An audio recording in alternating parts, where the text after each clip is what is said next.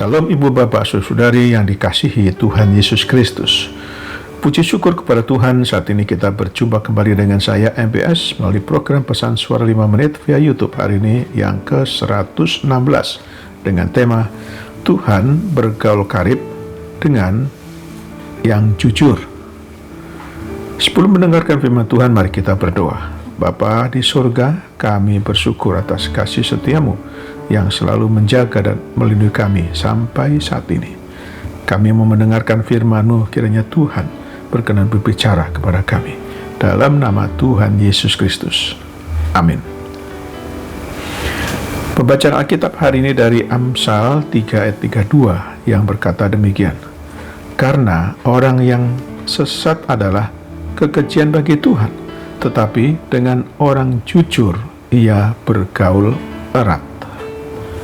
Ibu bapak saudara-saudari yang dikasihi Tuhan, jika kita ingin memiliki hubungan yang dekat dengan Tuhan, bergaul karib dengan Tuhan, dan menjadi sahabatnya, ada hal-hal yang harus kita perhatikan. Syarat untuk bisa karib dengan Tuhan adalah harus hidup jujur dan tulus. Karena dengan orang jujur, Tuhan bergaul erat seperti ayat nas yang kita baca tadi. Artinya, kita harus menjadi orang yang terbuka di hadapan Tuhan dan tidak ada sesuatu yang kita tutup-tutupi atau sembunyikan. Waktu kita berdoa, apapun masalah, pergumulan, kekurangan, sukacita, bahagia, harus kita sampaikan semua kepada Tuhan dengan jujur dan terbuka, sehingga hubungan kita dengan Tuhan tidak kaku dan sekedar pergaulan biasa, melainkan pergaulan yang sangat erat dari hati ke hati. Ketika keintiman dengan Tuhan sampai pada taraf seperti ini, kita akan bertumbuh dalam persekutuan dengan Tuhan dan kita akan semakin mengasihi Tuhan. Tertulis dalam Amsal 14 yang kedua demikian. Siapa berjalan dengan jujur, takut akan Tuhan, tetapi orang yang sesat jalannya menghina Dia. Tidak mudah menjadi orang yang jujur di zaman sekarang ini, di mana banyak orang yang hidup dalam ketidakjujuran.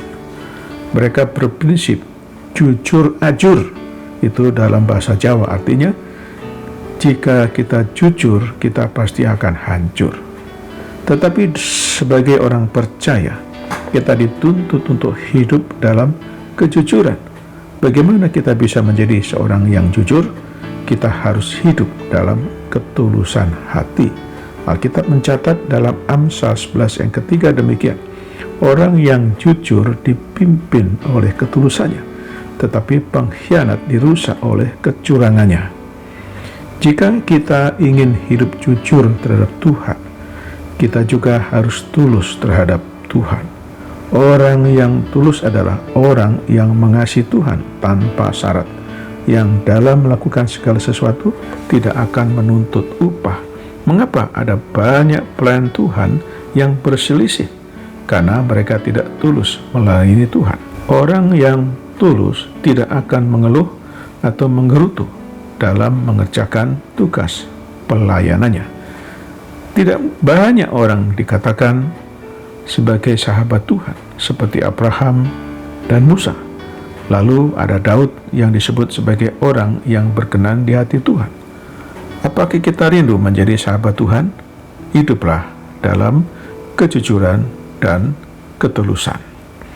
Sebagai penutup, saya bacakan ayat yang diucapkan atau kalimat yang diucapkan oleh Daud dalam Mazmur 25 ayat 21 demikian. Ketulusan dan kejujuran kiranya mengawal aku, sebab aku menanti-nantikan Engkau. Demikianlah renungan kita hari ini. Selamat beraktivitas, Tuhan Yesus memberkati. Mari kita berdoa. Bapa kami di surga, kami bersyukur untuk firman-Mu hari ini.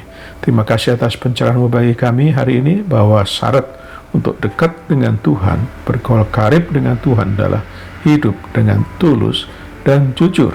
Karena itu tuntunlah dan pimpinlah kami, serta berikan kepada kami kekuatan dan kemampuan untuk hidup tulus dan jujur Sekarang kami berdoa bagi saudara kami yang sakit, yang sedang dirawat di rumah atau di rumah sakit. Kiranya Tuhan berkenan menjamah dan menyembuhkannya.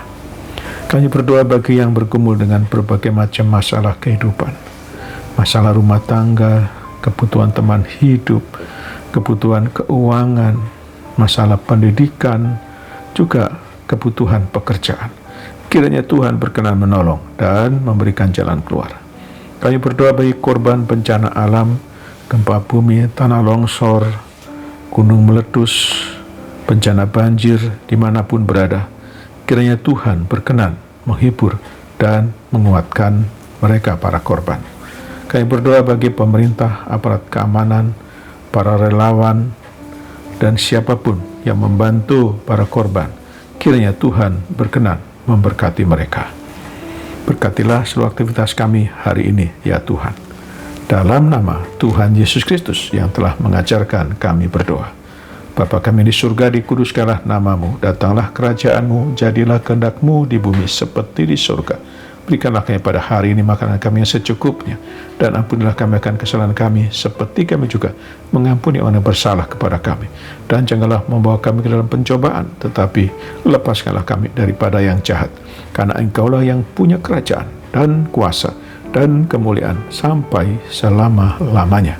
Sekarang terimalah berkat dari Tuhan. Tuhan memberkati engkau dan melindungi engkau. Tuhan menyinari engkau dengan wajah-Nya dan memberi engkau kasih karunia. Tuhan menghadapkan wajah-Nya kepadamu dan memberi engkau damai sejahtera. Berkat anugerah dari Bapa Surgawi, cinta kasih karunia Tuhan Yesus Kristus dalam persekutuan dan penghiburan dari Roh Kudus menyertai kita semua dari saat ini sampai selama-lamanya. Amin.